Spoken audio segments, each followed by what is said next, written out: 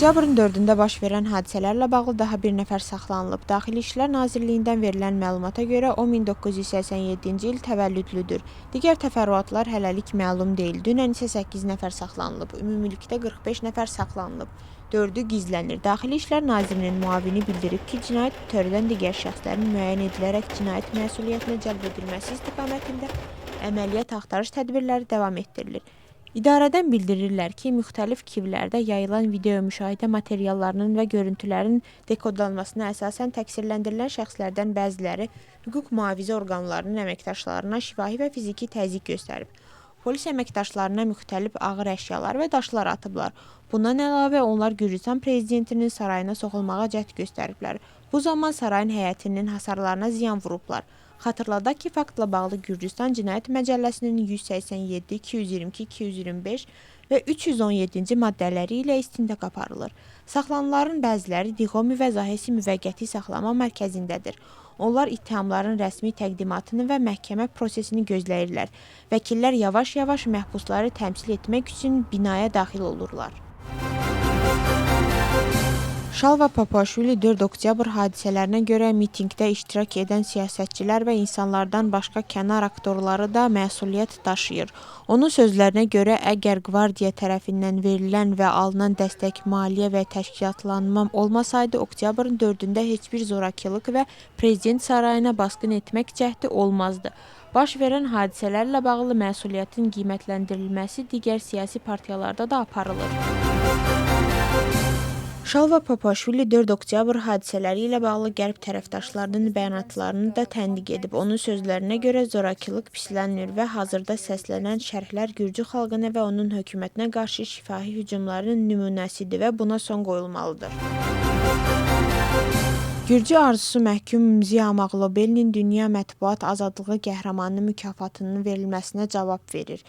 Rabitələr Xidmətinin rəhbəri Georgi Qırcelişvili bu qərarı dipateitin təsiri ilə əlaqələndirir. Onun sözlərinə görə polis əməkdaşına qəsdən hücum edən Amağlobelinə qəhrəman mükafatının verilməsi qərarı Gürcüstan cəmiyyətinə və azad mediaya istehzadır. Gürcüstan Ədliyyə Nazirliyi Penitensiar Xidmətin keçmiş direktor müavini Georgi Kemoklidzenin saxlanılması ilə bağlı Dövlət Təhlükəsizlik Xidmətinin yaydığı məlumata cavab verir. Metreveli ilə Baçaşvili arasında bu il iyulun 11-də 8 saylı cəza çəkmə müəssisəsində baş vermiş insidentlə bağlı baş müfəttişlik tərəfindən araşdırma aparılıb və istintaqın müəyyən mərhələsində qanunda nəzərdə tutulmuş əsaslar əsasında cinayət işi araşdırılması üçün Dövlət Təhlükəsizlik Xidmətinin Korrupsiyaya qarşı mübarizə idarəsinə verilib. Onların dünən yaydıqları məlumat xüsusi penitensiar xidmətin 2025-ci il avqustun 21-də Baçaşvilinin kamerasında baş vermiş insidentlə bağlı yaydığı bəyanatda müzakirə olunan versiyaya uyğundur. Davam edən istintaq tədbirləri çərçivəsində xüsusi penitensiar xidmətin keçmiş reislərindən birinin cinayət əməlləri ilə xüsusi penitensiar xidmətin və orada çalışan yüzlərlə ləyaqətli əməkdaşın nüfuzuna xələl gətirdiyi iddia edilən cinayət əməlləri ifşa edilib. Ədliyyə Nazirliyi və xüsusi penitensiar xidmət istintaqla fəal əməkdaşlığı davam etdirir. Səhər saatlarında qanunverici orqan komitələrdə 2026-cı il dövlət büdcəsi layihəsini müzakirə edir. Bugün Maliyyə Nazirinin müavini Georgi Kakvaridze gələn ilin büdcə layihəsini Müdafiə Mədəniyyət, İnsan Haqları və Hüquq Məsələləri Komitəsinin üzvlərinə təqdim edəcək. Sonra isə onu Xalq Hakimiyyətinin və Avropa sosialistlərinin siyasi qruplarına təqdim edəcək. 2026-cı ilin büdcəsinə real iqtisadi artım 5%, orta müddətli perspektivdə isə artım proqnozu 5,3% təşkil edir. Nominal 2026-cı il ictimai büdcəsinin xərclər hissəsi 35 milyard laridən çoxdur. İqtisadiyyat sahəsi, sosial məsələlər və infrastruktur prioritet olaraq qalır. Pensiyaların artırılması və dövlət sektorunda maaşların artırılması da nəzərdə tutulub. İtkin düşmüş şəxslərlə bağlı məsələlərdə qüvvələrin birləşdirilməsi və əməkdaşlığın gücləndirilməsi Dövlət naziri Tea Axvlediani bu adlı konfransda iştirak edib. Tədbir Bakıda keçirilib. O 1990-cı illərin silahlı hərəkətləri və 2008-ci ilin avqustunda Rusiya-Gürcüstan müharibəsi nəticəsində itkin düşmüş şəxslərin axtarışı üzrə dövlət proqramının əhəmiyyətinə, Gürcüstan hökumətinin bu istiqamətdə göstərdiyi səhvlərə və gələcək perspektivlərə diqqət çəkib. Tbilisidə Polşa vətəndaşlarına qarşı zorakılıqla bağlı davam edən istintaq çərçivəsində daha bir nəfər həbs edilib. Bundan əvvəl bu işlə bağlı 2 nəfər həbs edilib. Təqsirləndirilən şəxslər qarşılıqlı mübahisə zəminində Tbilisidə restoranın yaxınlığında 3 Polşa vətəndaşına müxtəlif dərəcəli bədən xəsarətləri yetirib.